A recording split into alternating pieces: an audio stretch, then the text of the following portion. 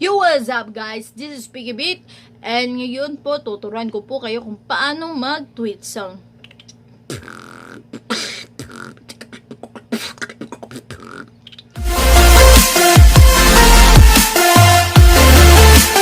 So yun po guys, no?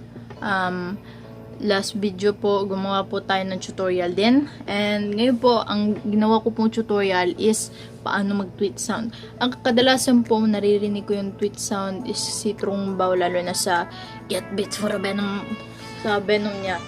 So this is BB shoutout kan Trungbaw. And lalong-lalo na kan Sid Effects kasi dahil sa kanya natutunan ko tong tweet sound na to. Hindi ko masyado itong naririnig sa ibang beatboxer, but I guess yung beatboxer na naririnig kong ginagamit niya to is Trungbaw.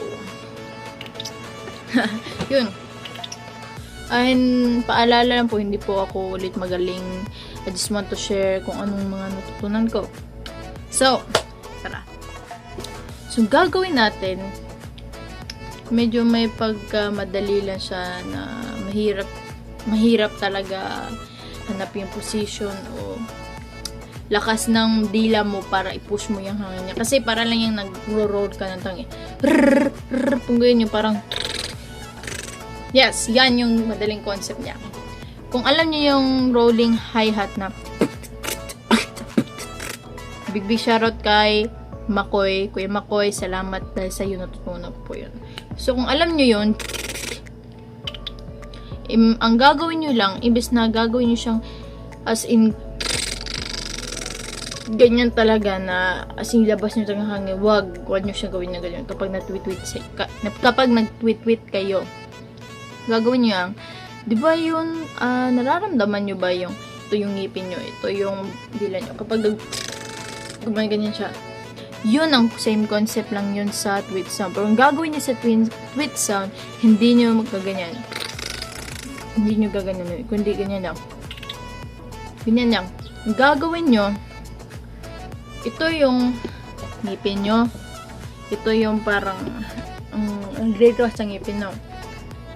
Yan. Ito yung ito nga sa ngipin nyo. Sa ngipin niyo. Ang gagawin nyo lang, pag-aralan nyo na hindi kayo bumubuga ng hangin. Which is magiging ganyan na siya. Basta hindi kayo bubuga. Then ang gagawin niyo sa dito siya sa gina. Yan o. Para magiging ganyan. So, don't be discouraged guys. Ganyan talaga yan.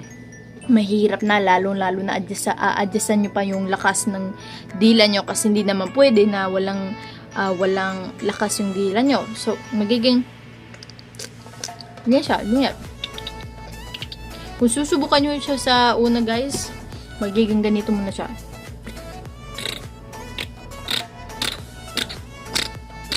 Magiging siya.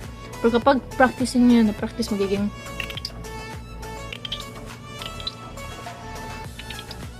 practice niyo pa siya guys hanggang mapino na siya.